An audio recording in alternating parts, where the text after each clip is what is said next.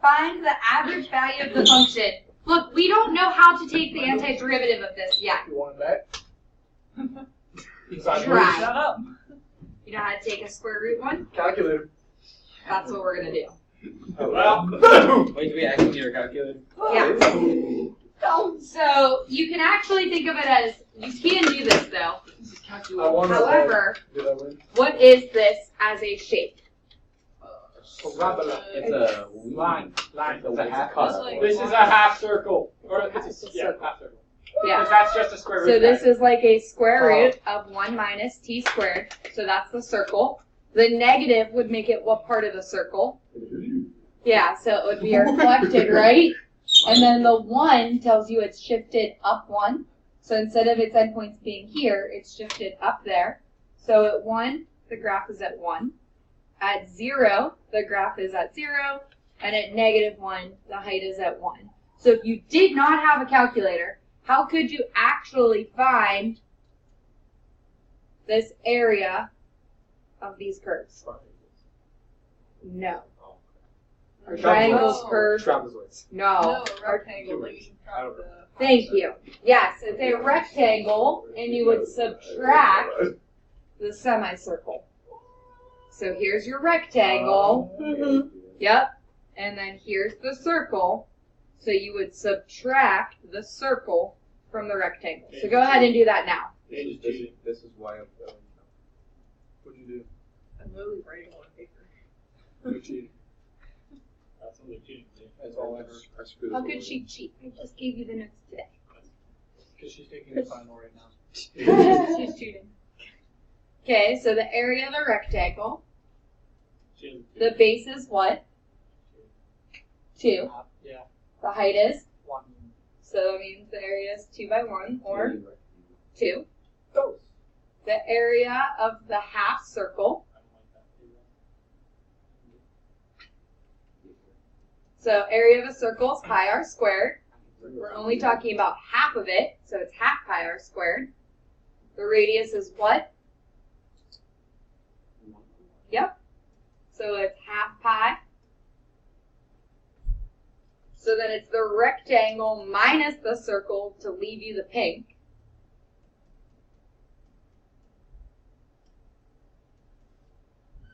So, kind of like 2 minus 1.52. Just kind of like Easy. 0.48-ish.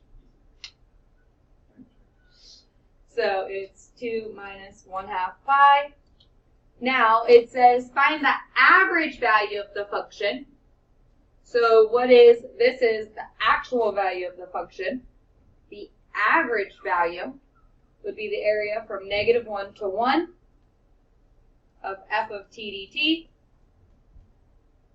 And then it would be 1 over b minus a. So 1 over 1 minus a minus 1. So it's kind of like 1/2 2 minus 1/2 pi. Or 1 minus 1/4 pi.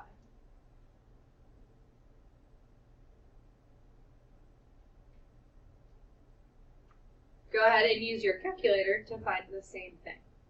And let's compare the values. 14292. What? 14292. You didn't divide it by 2. Yeah, I didn't know something. You found the actual, you got 0.4292. I literally just fucking- Yeah, but you didn't divide that number by 2. Right. Because, yeah, that's what I'm saying. Divide it by 2 to get the average. Oh. Like that Right. 0.4292 is good. You just have to divide that by 2. So you should get what, 0.214? 6. Yeah.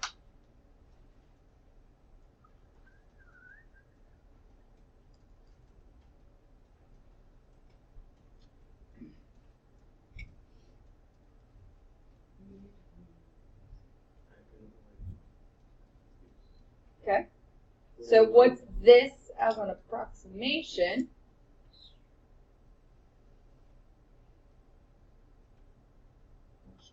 Which is 1.52 divided by 4, or 2.4 divided by 4, 1.52 divided by 2. So 0.5, 0.21, 0.7, like 2 something. Okay, so actual using the calculator, average using geometry. Good?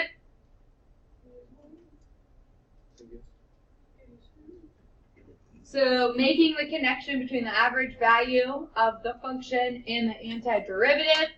So average value, is this your last part? No? We don't have that. So what's the last question on yours? What is g of x taking on its average value when it's doing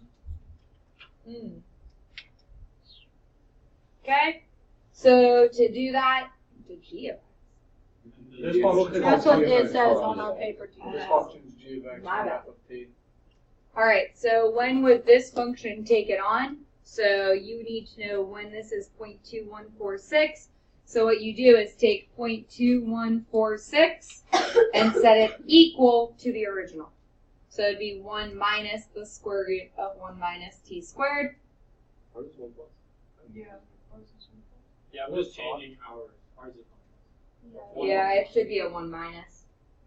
If it was Oh, 1 plus, it would be the circle flipped. That's why The area would be the same. That's The why- area is still the same.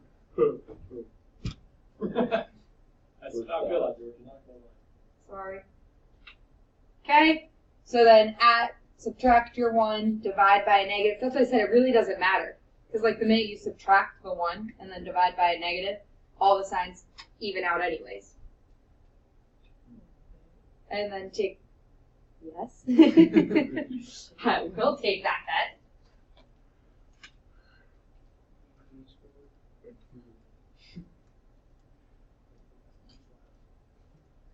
Oh, look, you add 1 again.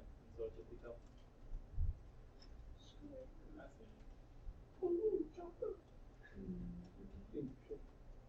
Okay, so then you square it, and then you subtract your 1. And then add back the 1. Yep. We'll divide by a negative. So then, and then you take your square root. So we get t occurs at plus or minus 0.6189. So you would square this to get rid of the square root. We good? So when you square it, you get 0.616. Wait, so you do 2.2146 minus 1. Correct. And you get negative 0.7854. And then you divide by the negative here. Oh, I distributed. I didn't write the square root, I just did. Good job. Okay. I was like, what?